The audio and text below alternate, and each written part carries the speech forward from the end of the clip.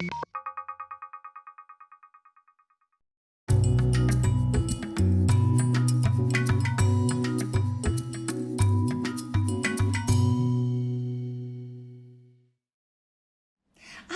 I'm Shelli Kurth, and I'm here with my colleague, Dr. Nicole Assisi, for our 5th installment of How to Stay Sane in Times of Unprecedented Parenting.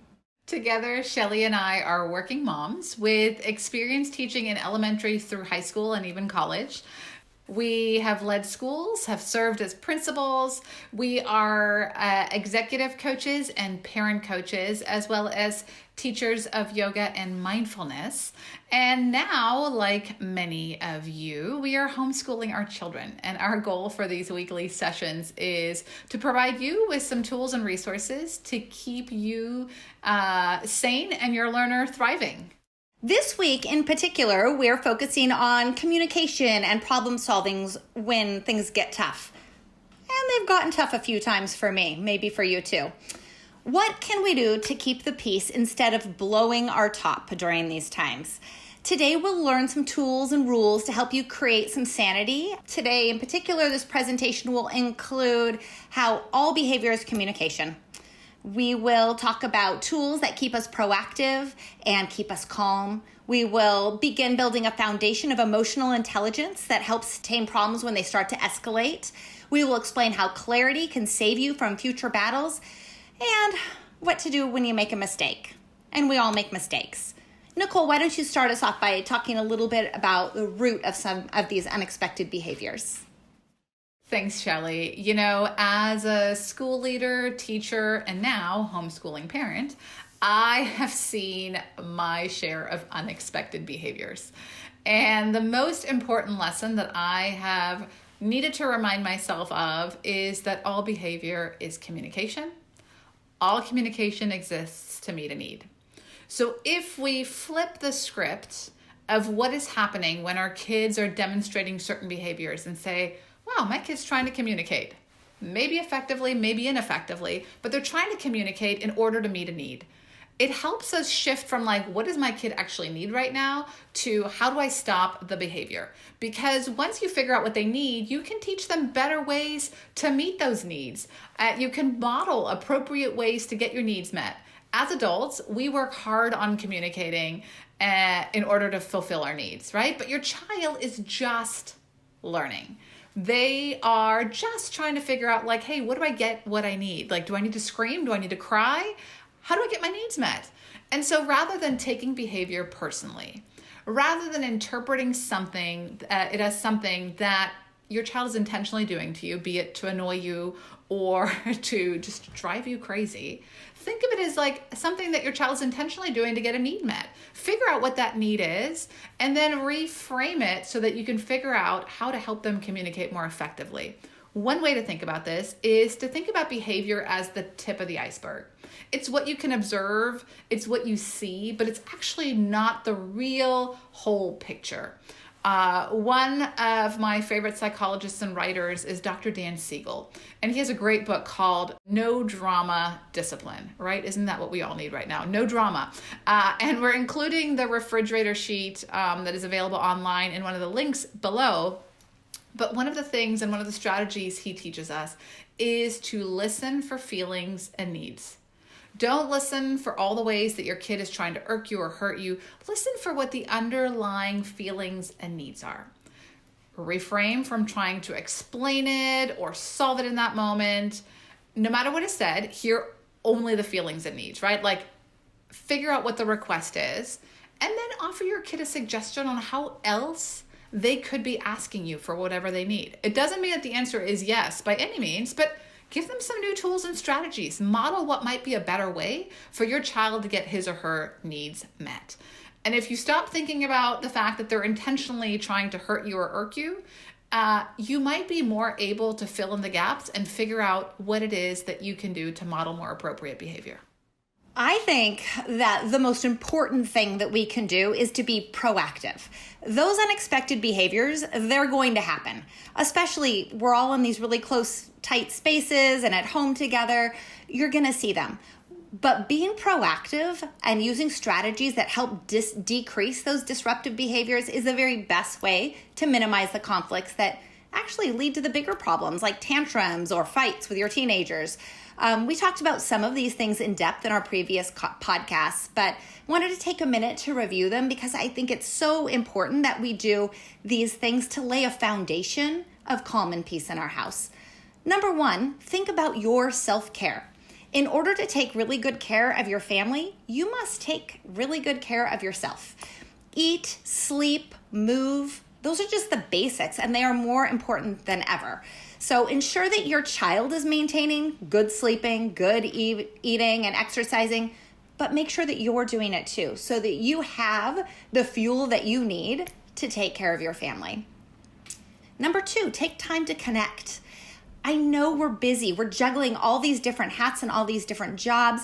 But if you take a little time to connect with your kiddo, whether it's to play Legos with your little one or to have, join in teenage shenanigans with your teenagers just for a few minutes every day, that's going to make communicating about the hard things easier down the line. Number three, call out the good stuff. I like to say, catch them being good. Give attention to your child when they're doing the things that you like. Name it. Maybe they're being a good listener, or maybe they're sharing with their sister. When you catch them being good and give the good things attention, you increase the likelihood that your child will repeat that stuff. And that's really ultimately what we want. And number four, try your best to provide structure. This includes routines and ground rules. Kids do better when there are clear routines and expectations. If your child doesn't know what's expected, then they won't always know what to do. And then that adds to a lot of confusion in the house. You can tune into our previous podcast to find out a little bit more about how to build those routines and those ground rules. But for today, just remember, it's important that your family will be more harmonious if there are agreed upon routines and expectations that are created and discussed regularly by all of you. Thanks so much, Shelli. And I bet a lot of people out there are thinking, gosh, but I'm trying all these things. It's not working. I'm overwhelmed. And that's okay. Give yourself some grace, because even the most resourced parents out there are finding that at times they're just going to be at their wits' end. There's a really great resource and tool from the Yale Center of Emotional Intelligence, and they really work on positive emotional climates, right? Like, how do you create a positive emotional climate? Kind of hard when you're in your home all the time, but they use an acronym called RULER. And what RULER stands for is to recognize, understand, label, express, and regulate your emotions. How do you do that? I think it starts with the first rule and the first part in RULER, which is to name it in order to tame it. If your child is calm enough to have a conversation, one way to diffuse an escalating situation is just to name the emotion and validate it. Like, for example, it makes you pretty upset that you can't go out and play with your friends. Like, I hear you. And it doesn't mean that you're validating the behavior and how they're demonstrating that, but it's okay to feel that way. All of us are feeling that way. And it's okay for kids to know, like, hey, it's normal for me to feel anxious. It's normal for me to feel frustrated. And by naming something, it helps children to self-regulate. When they understand what is happening to them is just part of the normal array of feelings that people have, it then gives them a way to move forward. And a great tool that I love sharing with parents when I work in parent coaching sessions or when Shelli and I do parent workshops is How to Talk So Kids Listen. It's a really great book. We're including another sort of refrigerator one sheet for you in the comments, but it's this idea that you validate emotions. You don't always validate the behavior because not all behavior is appropriate or acceptable, but any emotion is appropriate. It's appropriate to feel angry, sad, frustrated. So when your child is talking and expressing these things, listen fully. Acknowledge with a word or two what's going on for them. Like, wow, that sounds hard, or I hear you're feeling frustrated, right? Like, how do you just acknowledge and normalize that feeling, suspending your own judgment? And then once you give that feeling a name, giving them a place to move forward from. And that can really give you some great resources to to move forward in your connection, because as Shelli mentioned, talking about your challenges, connecting around the emotions is really a great way for you to model and normalize that all of us have a wide range of feelings, especially when we can't leave our home. And so, Shelli, how else do we move forward? You say it, you mean it, and you follow through. I think that is when there's big problems that arise, this is what I tell parents to stick to. And by the way, we all mess this up. Every teacher and parent I know has had a moment of messing this up. But you try to say it and mean it and follow through. So, does this sound familiar to you? It's getting close to dinner and your kiddo wants a snack. And you calmly say, no snacks before dinner. And then the whining starts. And then the crying starts. And then the tantrum starts.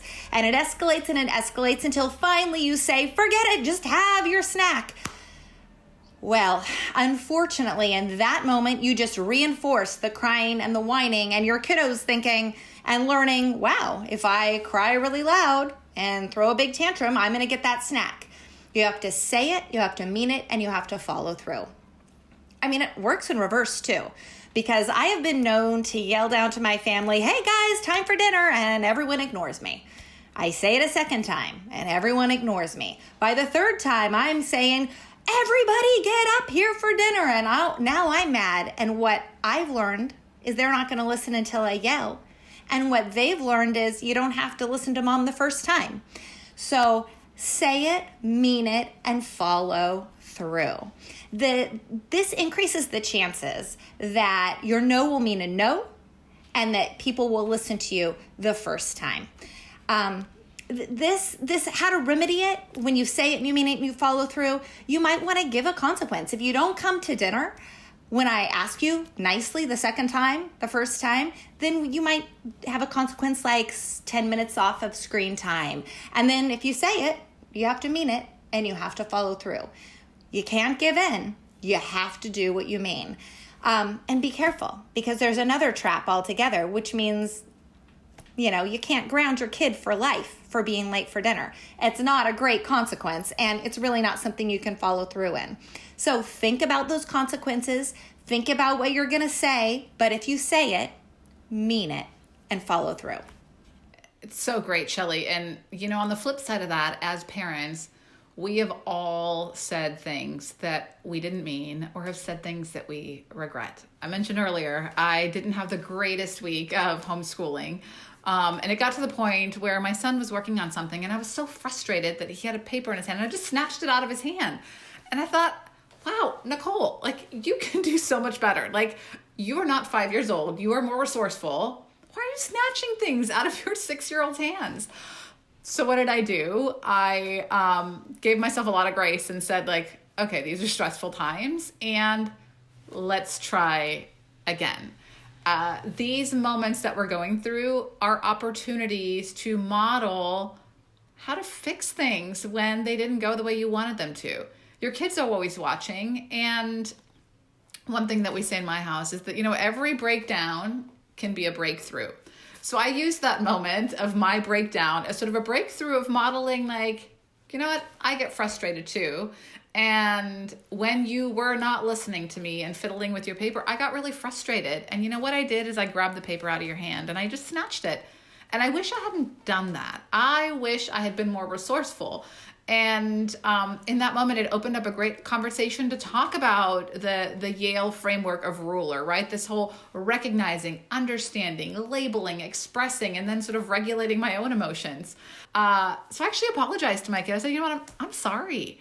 And I think that honesty with your kids, that just being human is really great modeling for how they might solve problems. And so often kids aren't let in on how do adults solve problems. They just sort of assume that we are all knowing and all perfect and that we have it all figured out, but we don't have to. And trying to keep up that front is really stressful for you as a parent. And so one of the things we recommend for you is to take an attitude of sort of break it, fix it. If you break something, if you mess it up, find a way to fix it. And that's one of our norms in the house. You break it, you fix it. And in that moment, I broke some trust and some relational capital that I had, so I needed to fix it. A great way to start to fix these situations is just to ask, like, hey, wow, I did something that didn't feel great to me. How did it feel to you? And what do you need from me to move forward? Now, my son actually said, you know what, I really just want a hug. Like, you were kind of mean to me. Can I get a hug?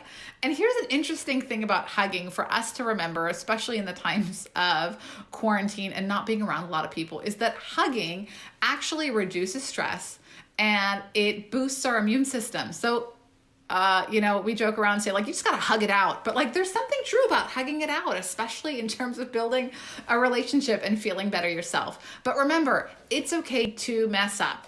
Every breakdown is a breakthrough, but if something is broken, fix it. And if you're not sure how to fix it, ask. So that's one way to move forward. And Shelli, I want to pass it over to you to sort of give us some final words of wisdom of how to move through these days. Because, man, it's hard.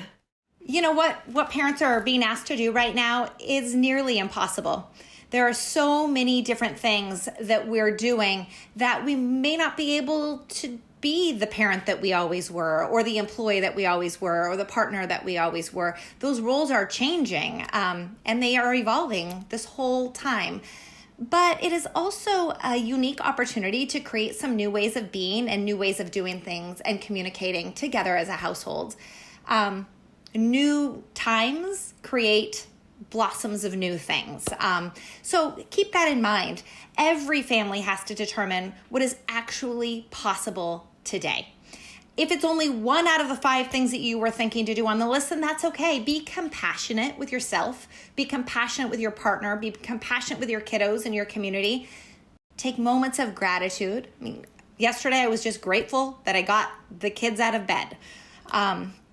You just find those little things. And remember, every behavior is rooted in a need. Try to figure out what that need is.